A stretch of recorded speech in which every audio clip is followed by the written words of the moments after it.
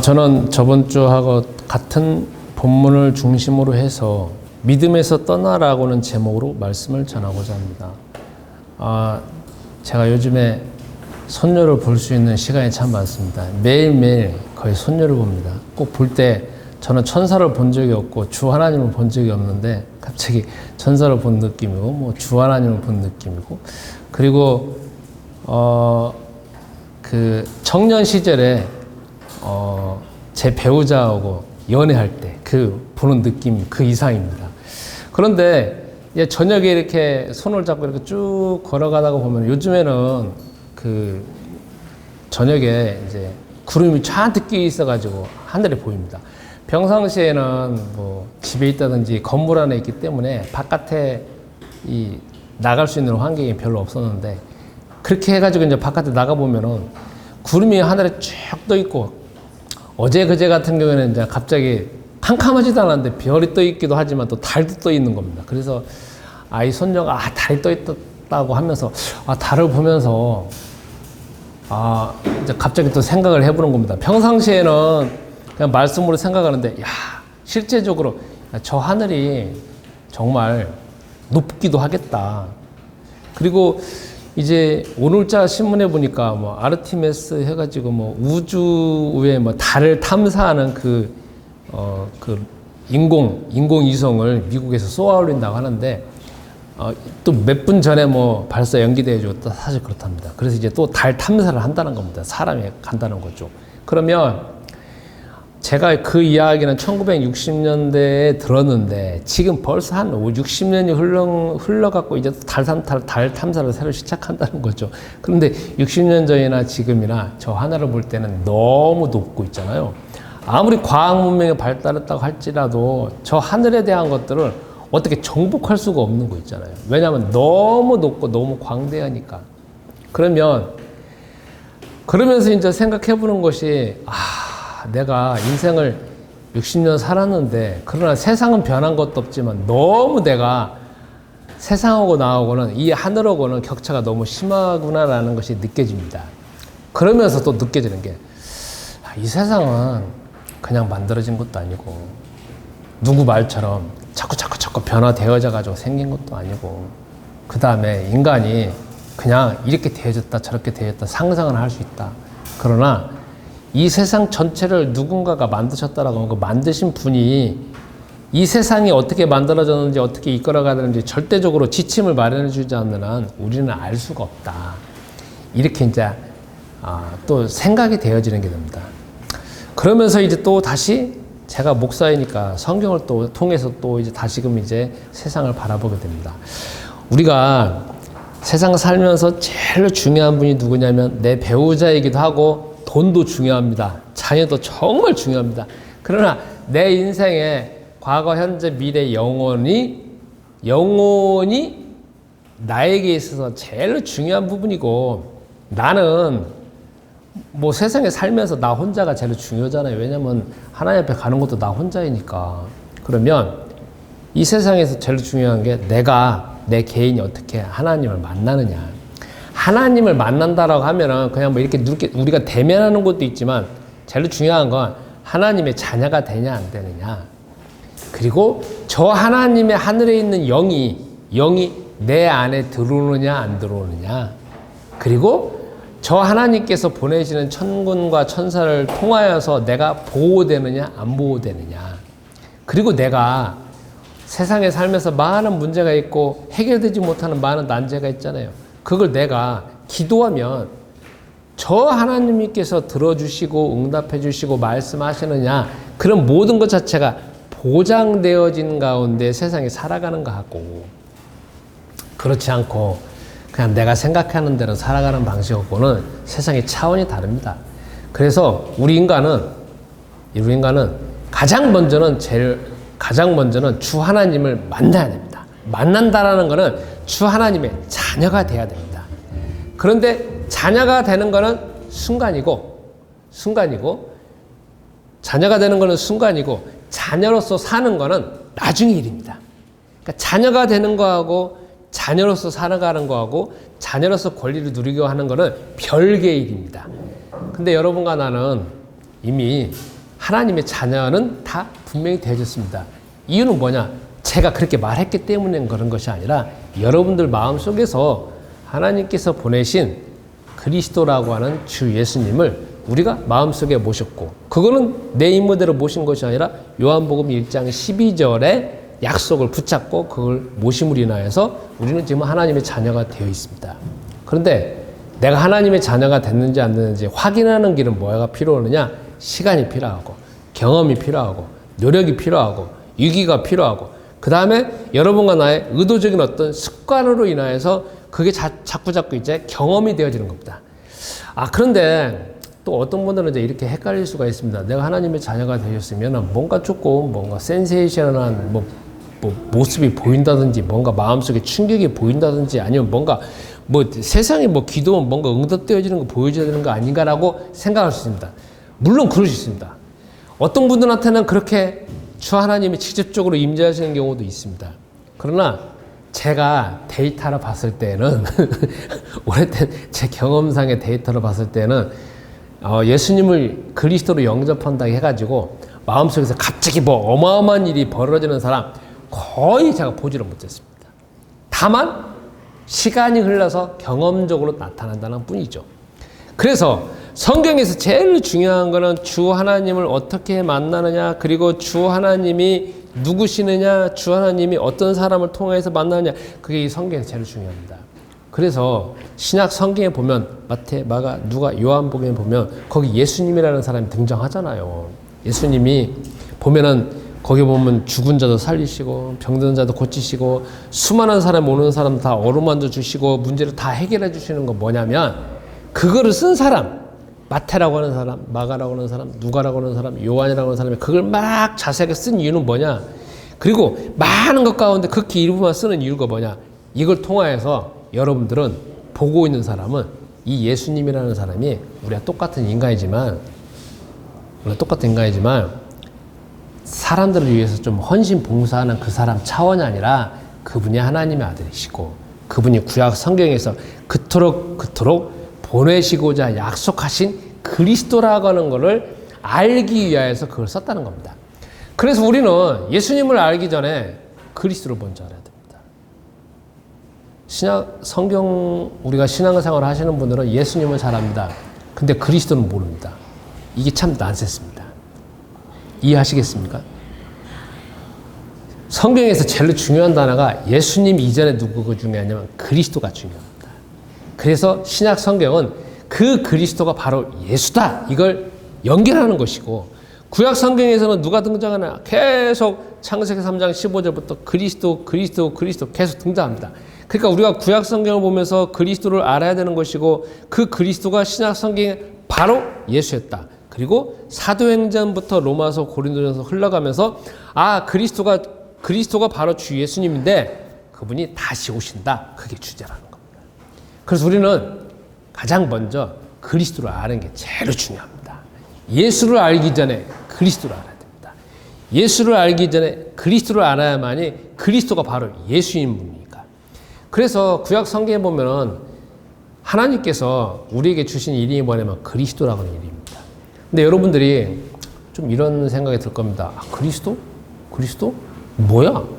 이 머릿속에서 헷갈리기도 하고 답답하기도 하고 짜증나기도 하고 화도 나는 부분이 있을 겁니다. 왜냐하면 그 단어에 대한 의미, 그 단어에 대한 개념, 그 단어에 대한 깊이, 그 단어에 대한 나의 실제적인 측면에서 아는 것이 별로 없고, 그렇잖아요. 지식적으로 뿐만 아니라 경험적으로 별로 아는 것이 없기 때문에 예수라는 이름을 너무 많이 들었으니까 그러니까 속에서 짜증날 겁니다. 그래서 이게 도대체 뭐야? 라고 하면서 그렇게 생각이 될 것이고, 그 다음에 구약 성경에서 보면은 그리스도라가 공식적으로 나오는 일은 별로 없습니다. 다 뭐냐면 모세 나오죠. 그 다음에 엘리야 나오죠. 엘리사 나오죠. 십계명 나오죠. 그 다음에 율법 나오니까 그런 거에 대해서는 익숙한데 그리스도니까 너무 여러분 속에서 모르는 것 때문에 짜증날 겁니다. 이거는 제가 예전에 목사로서 경험한 일입니다. 그리고 오랫동안 신앙생활 하면서 그리스도라고는 단어가 오니까 속에서 제 자신이 너무 모른다는 거에 대해 조금 창피하기도 하고 정말 답답했습니다. 자, 중요한 건 주 하나님께서 그리스도라고는 이름을 누구에게 주셨느냐? 아담과 하와에게 주셨습니다. 그러면 아담과 하와는 왜 주 하나님은 왜 그리스도라고 하는 이름을 그때 주셨을까? 그러면 아담과 하와는 왜 그리스도라고 하는 이름이 필요할까? 그게 중요합니다. 그들은 그리스도라고 하는 이름이 정말 절실하게 필요합니다. 왜? 자기 몸이 있잖아요. 자기 몸에 여호와 하나님의 영이 떠나버렸어요. 그전에는 여호와 하나님의 영이 들어와 계셨기 때문에 세상에 대해서, 하늘에 대해서, 자기 자신에 대해서 하나님의 영이 다 해석해 주기 때문에 자연적으로 다 보여지게 되어 있습니다. 보여지게 되고 해석이 되어집니다. 어떻게 보면 이렇게 표현할 수 있습니다. 마치 그 바코드 있잖아요. 바코드 갖다가 막 찍으면 다 보면은 뭐 번호가 나오고 막 있잖아요. 아니면 QR코드 같이 막 쭉 이렇게 스캔을 하면은 뭔가가 나오듯이, 이 표현하기가 참 애매하지만 하나님의 영이 들어와서 세상에 있는 모든 걸 바라볼 때 그냥 하나님이 어떻게 만드셨고 어떻게 이끌어가고 스캔 다 된다는 거죠. 근데 그리스도를 필요로 하는 그 시점이 뭐냐면 이 영이 떠나버렸습니다. 그러니까 세상에 있는 모든 보여지는 거, 자신에 대해서 보여주는 것 자체가 스캔이 안 되는 거예요. 그러니까 왜 세상이 만들어졌는지, 내가 살아가야 될 이유가 무엇인지, 그리고 자녀는 어떻게 키워야 되는 것인지, 사람과의 관계는 어떻게 교류해야 되는 것인지, 하나님이 미래에 대한 계획인지 다 스캔이 안 되는 거예요. 그러니까 그 다음부터 하게 되는 게 뭐냐면 이 속에서, 그러면 그 다음에 자기 머리만 돌아가잖아요. 이럴 것이다 저럴 것이다 상상으로 만들어내는 겁니다. 더 중요한 게 있습니다. 인간이 그리스도를 정말 필요로 하는 그 시점에 아담과 하와가 뭐냐면 육체가 결국은 죽어가는 가운데 이제 변화지는 겁니다. 이 육체가, 여러분과 내가 왜 이렇게 병 들어가고 왜 늙어가는 줄 아십니까? 왜 우리 육체는 늙어가는 이유가 뭡니까? 성서에서는 말하는 게 뭐냐면 그게 창세기 3장 1절부터 5절 때문이라 그러는 거예요. 우리는 늙어가고 있는 것이나 아니면 노화가 되고 있는 것이 바깥에 있는 의학계에서는 그 세포가 뭐 노화된다든지 아니면 세포가 뭐 어디든지 그런 식으로 표현을 합니다. 그는 의학계에서 표현하는 용어고, 성경에서 표현하고 있는, 성경에서 정확하게 말하고 있는 건 뭐냐면 너가 이렇게 죽어가고 있고 죽는 건 뭐냐? 하나님의 영이 떠나서 너가 선악과를 먹은 그 결과, 그 대가가 결국은 너의 몸에서 그대로 좀 성취된다는 거죠. 그러니까 우리는 그 측면에서 바라보는 거야. 그러니까 세상을 바라보는 측면에서는 다양한 측면에서 해석을 할 수 있습니다. 그런데 어떤 시각으로 보느냐에 따라서 그 시각을 중점적으로 말하는 것이지만 그 시각은 전체 가운데 극히 일부를 말하는 겁니다. 그러니까 그 사람만이 옳다라고 표현할 수는 없습니다. 의학자가 말하니까 그게 모든 게 다고 모든 게 다다라는 거 표현할 수는 없습니다. 왜냐하면 그건 의학자가 본 눈입니다. 그러니까 성경에서 말하는 눈은 내가 이 모든 것 자체, 세상은 왜 갈등이 많을까? 왜 우크라이나하고 러시아하고는 지금도 전쟁일 것인가? 그리고 왜 사람들은 거짓이 많고, 왜 전쟁도 많고, 불평도 많고, 전염병도 많고, 그 다음에 보면 지구 환경은 왜 이럴 것인가? 그게 다 성경은 뭐냐? 창세기 3장 1절부터 5절 선악과를 먹은 결과라는 겁니다. 그러니까 우리는 그 상황에서 보는 거죠. 내가 선악과 안 먹었다고 생각할 수 있습니다. 그러나 세상이 그렇게 변한 이유는 창세기 3장 1절부터 5절 이후부터 바뀌어지는 겁니다. 그러니까 우리는 그걸 보면서 세상도 하나님께서 지금 세상이 저런 거는, 그리고 사람의 삶이 저런 거는 다 그 이유 때문이라는 거 우리가 해석할 수 있다는 겁니다. 그러면 그런 가운데에서 인간은, 그러니까 그 상황에서 아담과 하와가 마음속에서 원하는 게 뭐냐면 나는 완전히 다 변질되어졌고 완전 망가졌는데 그리고 다시 살아날 수 있는 뭘까? 다시 회복될 수 있는 길이 뭘까? 그러면서 뭔가 길을 찾고 있는데 그때 주 하나님이 주신 메시지가 뭐냐면 메시아라고 하는 얘기라는 거죠. 그러니까 우리는 메시아가 뭐가 그렇게 중요하냐라고 하는 거지만 우리의 조상인 아담과 하와는 가장 그 순간에서 절실하게 필요한 게 내가 다시 주 하나님을 만날 수 있는 길이 뭘까? 내가 다시 살 수 있는 길이 뭐냐? 내가 영원히 죽지 않는 길이 뭐냐? 내가 사단에게 매여가지고 완전히 내 몸과 영혼과 육체가 다 망가졌는데 다시 살 수 있는 비결이 뭐냐? 내가 다시 에덴 동산을 갈 수 있는 비결이 뭐냐? 그걸 절실하게 찾고 있는 시점에서 주 하나님 주신 메시지가 그리스도라는 겁니다. 그러면 그게 창세기 3장부터 이어지는 거지만 4장, 5장, 6장에 다 보면 밑바탕에 깔려 있다는 겁니다. 그래서 구약 성경에서 계속 기다리는 게 뭐냐? 여러분 구약 성경 보세요. 출애굽기, 레위기, 민수기, 신명기 보면 이스라엘 백성들 있잖아요. 우리가 이제 출애굽기 보면 이스라엘 백성들이 등장하잖아요. 그러면 주 하나님의 자녀 아닙니까? 그러면 뭐 영혼이 살든지 아니면 뭔가 세상을 뭔가 뒤집을 정도의 뭔가 능력이 있든지 영웅이 나타나야 되잖아요. 그런데 출애굽기 1장, 2장에 보면은 거기에 그때 당시에 가장 세계 최고의 강대국인 이집트라고 하는 나라에 그 속국이 아니라 종살이를 하고 있는 사람들이 이스라엘 백성들이에요. 그래가지고 남자를 다 죽여요. 남자는 낳으면 다 강물에 던져 나일강에 던지는 상황이 벌어져요. 그러니까 부모님들이 자녀를 낳긴 낳지만 아들 낳을 마음속에서 나 제발 아들 안 낳았으면 좋겠다는 그런 마음입니다. 근데 아들 낳아요. 그럼 버려야 돼. 한 살로 되기 전에. 이런 상황이 벌어져요. 세상인가 아비규환인 거죠. 그런 상황에 나옵니다. 나중에 보면 또 이스라엘 백성들이 막 탈출을 합니다. 그죠? 탈출이 아니라 거기서 이제 벗어나오죠. 그래가지고 막 40년 동안 광야에서 막 고생합니다. 계속 고생하는 상황만 나와요. 근데 그것만 보면 그게 단 줄 압니다. 그러나 그게 아니라 그 밑바탕에 왜 그런 일이 생기느냐, 왜 그렇게 힘드느냐, 그게 바로 창세기 3장 1절부터 5절 상황이고 그 상황에서 그리스도를 기다리고 있는 것이 구약 성경의 주제라는 겁니다. 그럼 여러분, 지금 여러분과 나이가 지금 바깥에서 벌어지고 있는 세상에 있는 모든 일을 스캔할 때 그게 다 창세기 3장 1절부터 5절이고 그래서 그리스도가 필요하고 주 하나님 능력이 필요하다는 것을 인정하시기 바랍니다. 그래서 우리는 이제 확인해야 될 게 여러분과 내가 요한복음 1장 12절로 인해서 하나님의 자녀가 됐습니다. 그러면 이전의 삶도 그렇지만 앞으로 삶도 주 하나님이 부르실 때까지 나는 나도 모르는 가운데 내가 노력하지도 않았고 내가 힘들어서 뭐 한 것도 없지만 나에게는 권리가 있습니다. 권세가. 그게 뭐냐? 기도하면 주 하나님 응답해 주십니다. 여러분이 알지 못하지만 여러분 앞뒤에 주 하나님께서 천사를 보내셔가지고 여러분들 다 지키십니다. 그리고 더 중요한 게 있습니다. 주 하나님의 영이 창세기 3장에 떠났던 주 하나님의 영이 여러분과 내 안에 들어오셔가지고 세상을 보면서 여러분 자신을 보면서 그리고 상황을 보면서 하나님의 계획이 뭔지 스캔할 수 있고 해석할 수 있습니다. 이게 중요합니다. 이게 중요합니다. 그리고 언젠가 여러분과 나는 하나님이 주 하나님 부르시겠죠. 그때 천국에 가게 되어 있습니다. 이것 자체는 내가 노력이 아니라 자동적으로 어쩌면 하나님의 자녀라고는 그걸로 인해서 자동으로 자연적으로 주어지는 권세라는 겁니다.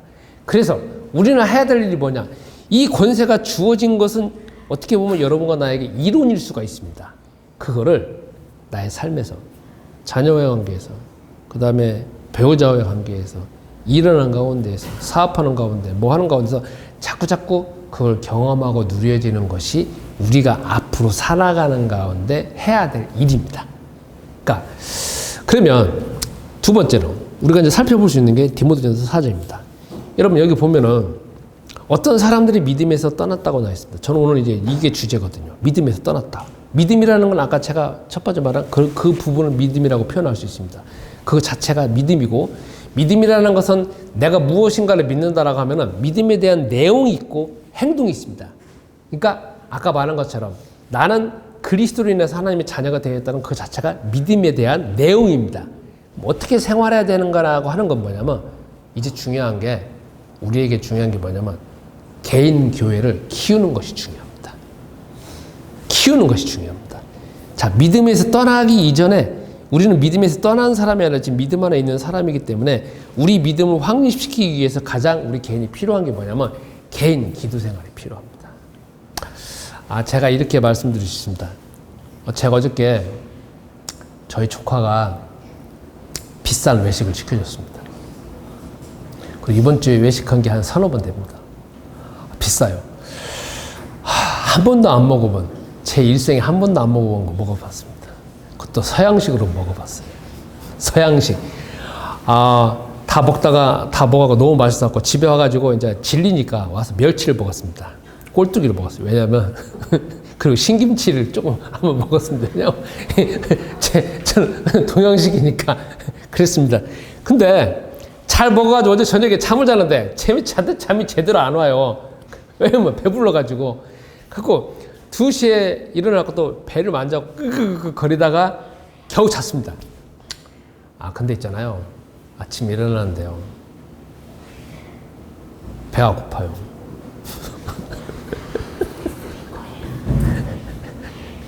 배가 고파요. 그 사이 있잖아요. 다 소화가 되어지고 있잖아요. 아침에 밥을 안 먹어서 그러는데 9시 되니까 있잖아요. 하늘이 노래네요. 9시 반 되시니까 이제 아무것도 안 먹고 있으니까 막 너무 힘이 없는 거 있잖아요. 어제 저녁에 제가 먹었을 때는 제 생각할 때 비싸게 먹었고, 비싼 돈으로 먹었고, 한 번도 일생에 안 먹었으니까 최소한 3, 4일 일주일은 갈 줄 알았어요. 근데 있잖아요. 몇 시간 안 가더라고. 아침에 딱 지나니까 벌써 있잖아요. 뭘 하기가 힘들어요.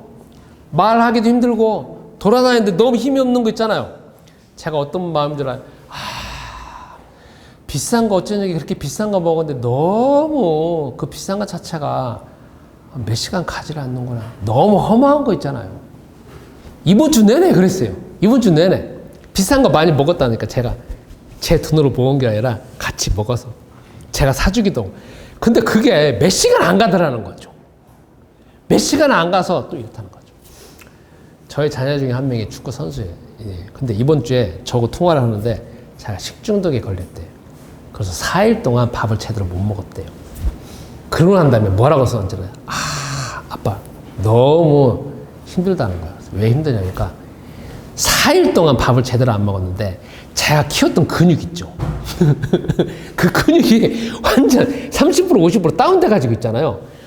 이제 뛰려고 하는데 뛰어지질 않는다는 거예요. 3, 4일밖에 안 쉬었는데 그 자녀는 몇십 년 동안 축구를 했거든요. 매일매일 했는데 3일 안 뛰지니까 3일 동안 밥을 제대로 안 먹으니까 몸무게도 몇 킬로 줄었대요. 제가 그 말 들으니까 있잖아요. 너무 이게 뭐냐면 한 끼 먹으면 한 열흘 가고 20일 가고 막 30일 가면 되지 않겠나. 아니면 한 번 운동하면 한 달, 2달 가서 그 유효기간에 가면 얼마나 좋고 하는데 하루가 안 가고 10시간을 안 가고 기껏해 6시간 끝난다는 거예요. 여러분, 성경에 보면 믿음에서 떠나 이게 내용이 나와요. 지금 바울이 디모데한테 말하는 겁니다. 어떤 사람은 나중에 믿음에서 떠난다. 그리고 디모데한테만 그 말을 하는 게 아니라 사도 바울이 쓴 편지, 로마서, 고린도전서, 갈라디아서, 에베소서 이렇게 쭉 내용을 보면은 뒤에 보면은 나와 같이 있는데 믿음에서 떠난 사람이 있다.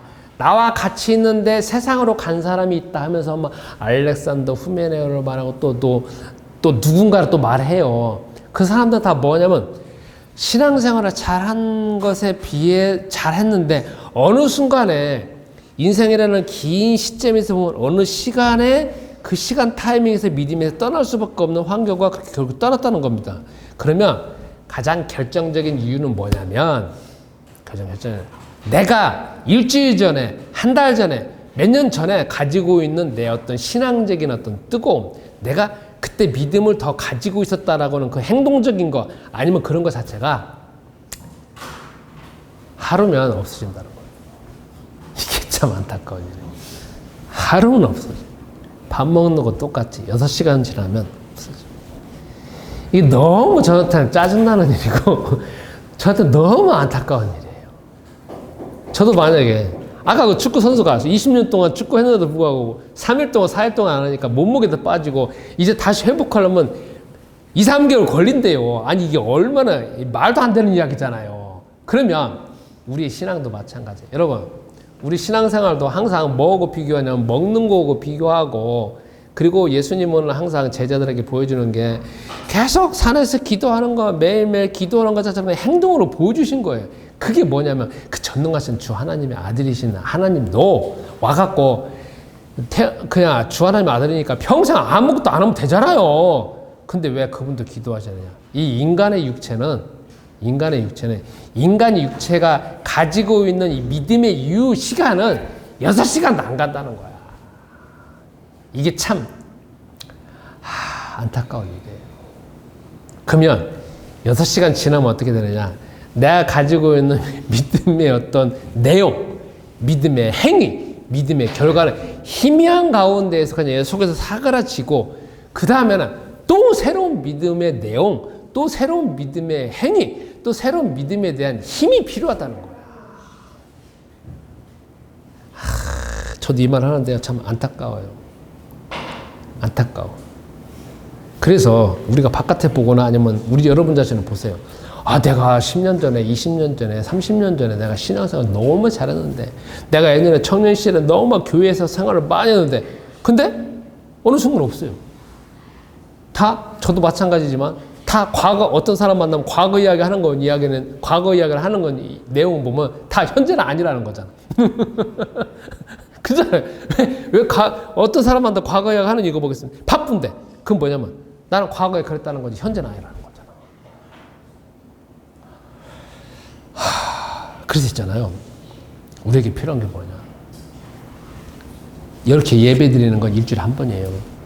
가성비 너무 약해요. 그죠? 우리 세상의 원래 보세요. 일주일에 한 번 만나가지고 뭔가를 채워지고, 일주일에 한 번만 만나갖고, 뭔가가 되어진다는, 거의 별로 없어요.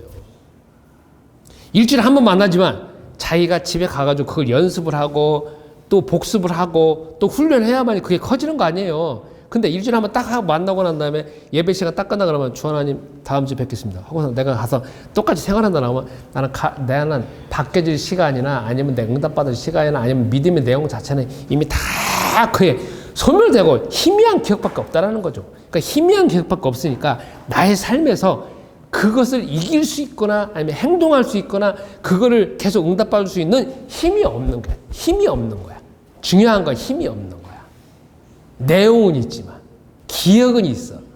힘은 없어. 그래서 중요한 게 뭐냐? 여러분, 이 내 안의 교회에 같이 모여져 있는 것도 참 중요하지만 내 교회 세우는 게 중요해요. 내 교회. 이건 지역 교회고 내 교회 세우는 게 중요합니다. 내 교회는 내 안에 하나님의 영이 계시니까 여기 내 교회. 그럼 내 교회를 키울 수 있는 가장 쉬우면서 가장 중요하고 가장 습관적으로 해야 되는 일이 뭐냐면 여러분이 아침에 일어나셔서 아니면 하루에 3번 정식기도 하든지 밥 먹고 기도하는 거 그냥 기도하는 거잖아요. 밥 잘 먹게 해주세요. 그건 그거잖아요. 그거 30년, 50년 해봐야 그건 거기서 거기에. 그거는 아무것도 변화될 수 없어. 그냥 밥 먹는 게 갖고 내 안에서 조금 채워졌을 뿐이에요. 어떻게 되냐? 말씀 붙잡고. 주일 예배 말씀 붙잡고. 다시 듣고. 해서. 아니면 내 안의 교회는 매일마다 그 성경 내용이 나왔습니다. 그거 보고. 그 다음에 뭐냐? 나는 하기 싫어도 2분이고 3분이고 5분이고 앉아서 그 말씀을 통하여서 내 안에 계신 그리스도의 영이 어떻게 해석해 주시고 어떻게 깨달아 주시고 그리고 어떻게 적용해 주시고 내가 그 나갈 수 있는 힘 자체가 다 내가 내 안의 교회에서 이게 자체가 채워져야 된다는 거예요. 그러니까 중요한 건 내 교회를 채우는 거. 그래서 여러분 저 따라서 하겠습니다. 나는 밥 먹듯이 매일매일 내 교회를 세우겠다. 내 교회가 중요합니다. 그래서 이거는 누가 세워줄 수 있는 게 아니에요. 내가 세워줘야 돼. 내가 해야 될 일이야. 남이 할 일이 아니야. 그러면 3번째. 여기서 지금 이제 믿음에서 떠나 이제 내용입니다. 여러분 그러니까 그거 자체가 기본이 안 되지 있으니까 가장 기초적인 것이 안 되지 있으니까 결국은 어느 순간 지나다가 보면은 그 개인이든지 지역 교회든지 결국은 벗어나지게 되어 있고 본질이 변질되게 되어 있습니다. 그래서 바울이 그 말합니다. 이제 그 내용입니다. 어떤 사람들이 이제 미혹하는 영과 귀신의 가르침을 따르면서 믿음에서 떠나게 되어져 있다. 나중에 이거는 바울이 지금 이 다음 지도자인 디모데한테 말하는 것이지만 우리가 성경에 보면 아까 말한 것처럼 로마서 고린도전에서 보면은 바울이 직접적으로 데리고 같이 있었던 제자들 가운데서 떠난 사람도 등장하고 결국은 바울이 죽어가는 시점에 그리고 바울이 죽었지만 나중에 요한이 사도 요한이라는 사람은 제 명대로 그 오랫동안 살았으니까 오랫동안 살면서 세상에 수많은 이단이 생겨나는 걸 그때 계속 봤어요. 그러면 그걸 지금도 적용해 본다면 지금도 세상에는 수많은 이단이 있고 수많은 이단은 어쩌면 여러분들이 못 만날 수 있습니다. 그런데 여러분과 여러분 나 자신을 생각해 볼 때 나는 지금도 뭐냐면 아까 말한 것처럼 믿음의 내용이 있잖아요. 믿음의 내용이 있는데 우리 자신도 매일매일 이렇게 기도 생활 안 하고 내 자신이 경건 생활 안 하다 보면 나도 점차적으로 떠나게 돼 있습니다. 왜냐면 정보가 많이 오잖아요. 정보가 많이 와요.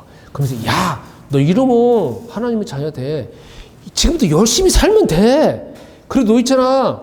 지금부터 보면은 그냥 주 하나님이 자녀가 되어지는 건 네가 그리스도를 마음속에 영접하는 것이 아니라 네가 뭔가를 해야 된다니까. 이것도 하고 저것도 해야 돼. 그리고 몸 깨끗하게 해야 되고 결혼도 하지 않아야 돼. 이거 나오잖아요. 결혼도 하지 않아야 된다는 거.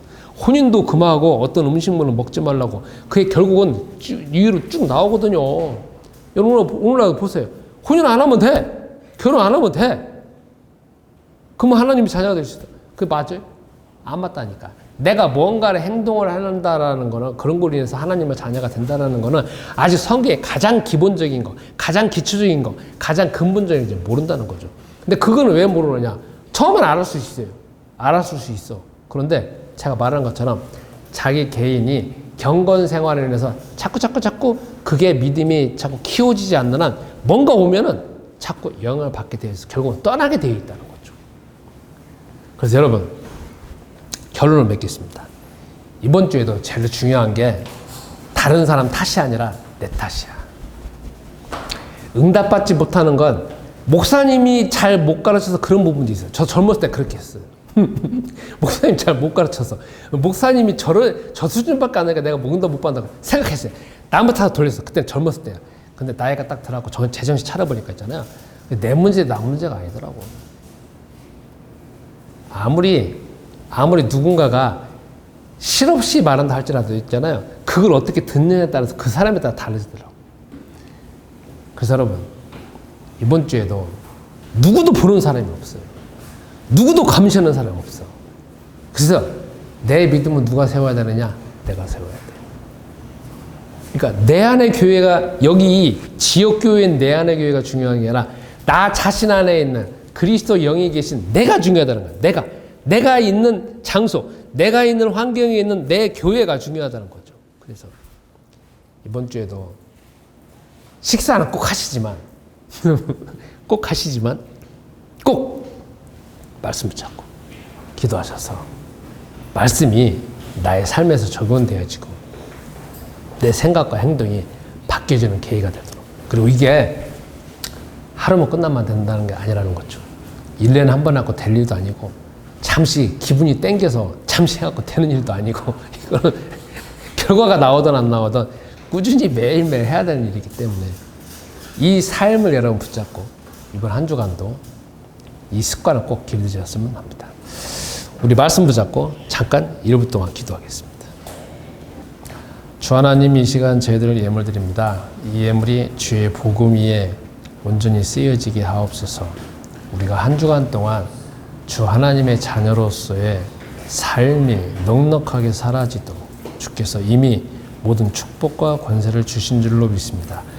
우리가 그것을 24시간 잘 누릴 수 있는 비결은 우리 개인이 말씀 붙잡고 기도하는 기도 생활이 오니 우리의 기도 생활이 습관화 되어지게 하시고 지루하더라도 그리고 어떤 응답이 없다 할지라도 그것을 굳건하게 할 수 있는 믿음을 더하여 주옵소서. 한 주간 동안 우리의 사업과 직장에 주 하나님께서 넉넉하게 축복하여 주시고 우리가 세계의 복음화의 증인으로서 더 많은 제자를 키울 수 있도록 주께서 지혜와 지식과 능력과 체력과 건강과 경제력으로 역사하여 주옵소서. 이제는 우리 주 예수 그리스도의 은혜와 아버지 하나님의 무궁하신 사랑하심과 성령님의 교통하심이 말씀 붙잡고 응답받기를 소원하는 주의 모든 사명자들과 내 안의 교회 성도님들과 이 시간 온라인으로 예배드리는 모든 분들에게 이제부터 영원토록 함께 있을지어다. 아멘.